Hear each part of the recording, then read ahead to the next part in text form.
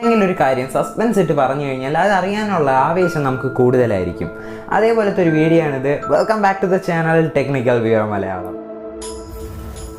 ജനുവരി 4, 2012 social മീഡിയയിൽ ഒരു post upload ആവുകയാണ്. അതിൽ എഴുതിയിട്ടുണ്ടായിരുന്നെന്ന് പറഞ്ഞു കഴിഞ്ഞാൽ നമ്മളുടെ കമ്പനിക്ക് നല്ല സ്കില്ലുള്ള കുറേ വർക്കേഴ്സിന് ആവശ്യമാണ്. ഈ ഫോട്ടോയിൽ ഒരു മെസ്സേജ് ഉണ്ട്. അത് കണ്ടുപിടിക്കുന്ന ആൾക്കാരെ പെട്ടെന്ന് തന്നെ നമുക്ക് കാണാൻ പറ്റും. ഗുഡ് ലക്ക് എന്നായിരുന്നു അതിൽ എഴുതിയിരുന്നത്. അത് മാത്രമല്ല നമ്മളുടെ സിഗ്നേച്ചറൊക്കെ വരേണ്ട സ്ഥലത്ത് 3301 എന്നായിരുന്നു കൊടുത്തിട്ടുണ്ടായിരുന്നത്. പെട്ടെന്ന് ഞാൻ ഈ ഒരു കാര്യം പറഞ്ഞപ്പോൾ നിങ്ങൾ ആലോചിച്ചിട്ടുണ്ടായിരിക്കും ഇത് എവിടെ നിന്ന് വന്ന ഫോട്ടോയാണ്, ഇത് ആരിട്ടതായിരിക്കും, എന്താണ് ആ ഒരു കമ്പനി.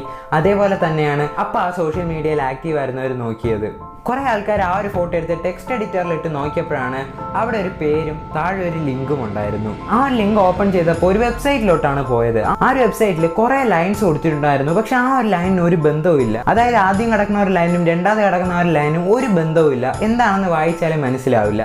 കുറേ പേര് ആ ഒരു ലൈനൊക്കെ എടുത്ത് ഗൂഗിളിലൊക്കെ ഇട്ട് നോക്കി, പക്ഷെ പ്രത്യേകിച്ചൊന്നും കിട്ടി. അങ്ങനെ ഒരാൾ ഈ എല്ലാ ലൈൻസും എടുത്ത് ഗൂഗിളിൽ ഇട്ട് നോക്കിയപ്പോഴാണ് അതൊരു ബുക്കിലുള്ള കുറേ പേജുകളിലായിട്ടുള്ള ഓരോരോ ലൈനാണെന്ന് അറിഞ്ഞത്. ആ ഒരു ബുക്കിൻ്റെ പേരാണ് ദ മാബിനോഗിയോൺ. അതൊരു റിയൽ ആയിട്ടുള്ള ഒരു ബുക്കാണ്. അപ്പോൾ ഇതിൽ ഇൻട്രസ്റ്റ് ആയിരുന്ന കുറേ ആൾക്കാർ ഈ ഒരു ബുക്ക് വാങ്ങിച്ച് ഫുള്ളായിട്ട് വായിച്ചു നോക്കി.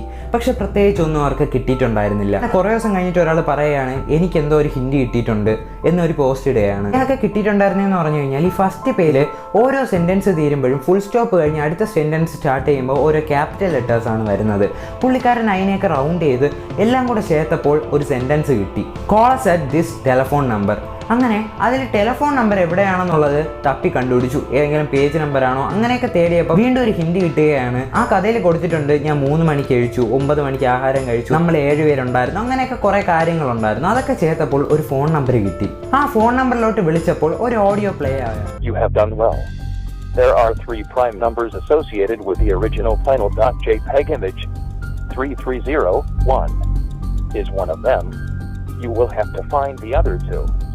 Multiply all 3 of these numbers together and add a .com on the end to find the next step. Good luck. Goodbye. ആ ഓഡിയോയിൽ പറഞ്ഞിട്ടുണ്ടായിരുന്നെന്ന് പറഞ്ഞാൽ 3301 ആദ്യം കിട്ടിയ ഫോട്ടോയിലുള്ളൊരു നമ്പറാണ്. ഇനിയും 2 സെറ്റ് നമ്പേഴ്സ് ഉണ്ട്. അത് രണ്ടും കൂടെ മൾട്ടിപ്പിൾ ചെയ്ത് കിട്ടണ ആൻസറിൻ്റെ കൂടെ .com ഇട്ട് ഒരു വെബ്സൈറ്റിൻ്റെ അകത്ത് പോകാനായിരുന്നു പറഞ്ഞിരുന്നത്. അങ്ങനെ കുറേ ദിവസം കഴിഞ്ഞ് ഒരാൾ കണ്ടുപിടിച്ചിട്ടുണ്ടായിരുന്നു. കണ്ടുപിടിച്ചതെന്ന് പറഞ്ഞു കഴിഞ്ഞാൽ ആദ്യം വന്നൊരു ഫോട്ടോയുടെ മെഷർമെൻറ്റ് എടുത്തപ്പോൾ 509 and 503 അങ്ങനെ 2 സെറ്റ് നമ്പേഴ്സ് കിട്ടിയിട്ടുണ്ടായിരുന്നു. ഈ 2 നമ്പേഴ്സും ആദ്യം കിട്ടിയ 3301 എന്ന് പറയുന്ന നമ്പറിൻ്റെ കൂടെ മൾട്ടിപ്പിൾ ചെയ്തപ്പോൾ വലിയൊരു നമ്പർ കിട്ടി. അതിൻ്റെ കൂടെ ഒരു .com ഇട്ടപ്പോൾ ഇതാ കിടക്കുന്ന ഒരു വെബ്സൈറ്റ്. അങ്ങനെ ആ ഒരു വെബ്സൈറ്റിൻ്റെ അകത്ത് കയറിയപ്പോൾ 10 മണിക്കൂർ റൺ ചെയ്തുകൊണ്ടിരിക്കുകയാണ്, ടൈമർ ഓടിക്കൊണ്ടിരിക്കുകയാണ്. അങ്ങനെ 10 മണിക്കൂർ എല്ലാവരും വെയിറ്റ് ചെയ്ത് ആ 10 മണിക്കൂർ കഴിഞ്ഞപ്പോൾ കുറേ സ്ഥലങ്ങളുടെ കോർഡിനേറ്റ്സ് കൊടുത്തിട്ടുണ്ടായിരുന്നു.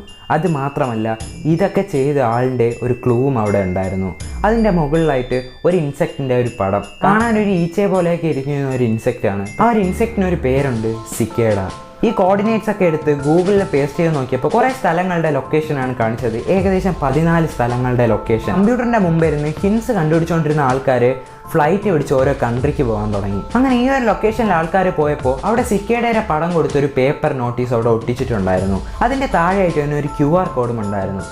ആ ഒരു QR കോഡ് സ്കാൻ ചെയ്ത് നോക്കിയപ്പം വേറൊരു ഫോട്ടോ വരെയാണ്. ആ ഫോട്ടോയിൽ ഈ സിക്കേഡയുടെ പടവും അതിൻ്റെ താഴെ 0031 എന്നും കൊടുത്തിട്ടുണ്ടായിരുന്നു.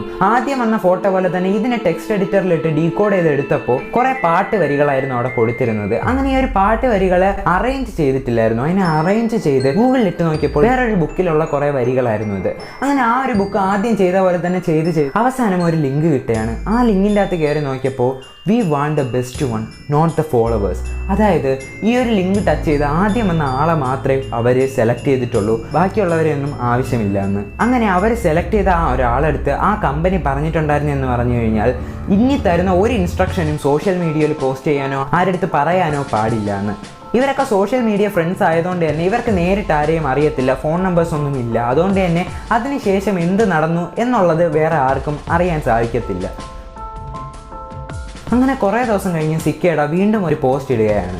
ആ ഒരു പോസ്റ്റിൽ കൊടുത്തിട്ടുണ്ടായിരുന്നത് നമുക്ക് വേണ്ട ബെസ്റ്റ് ആളിനെ നമ്മൾ സെലക്ട് ചെയ്തിട്ടുണ്ട്, അതായത് നമുക്ക് കിട്ടിയിട്ടുണ്ട്, നിങ്ങളാരും വിഷമിക്കേണ്ട, വീണ്ടും ഞാൻ തിരിച്ചു വരുമെന്ന്. അങ്ങനെ സിക്കേഡ തിരിച്ചു വന്നിട്ടുണ്ടായിരുന്നു. ആ സെലക്ട് ചെയ്ത ആളിന് എന്ത് പറ്റി, ഇതിന് ശേഷമുള്ള കാര്യങ്ങളൊക്കെ പാർട്ട് 2 വീഡിയോയിൽ വരും. പാർട്ട് 2 വീഡിയോ വേണമെങ്കിൽ കമൻറ്റ് ചെയ്യുക, സബ്സ്ക്രൈബ് ചെയ്യാനും മറക്കരുത്.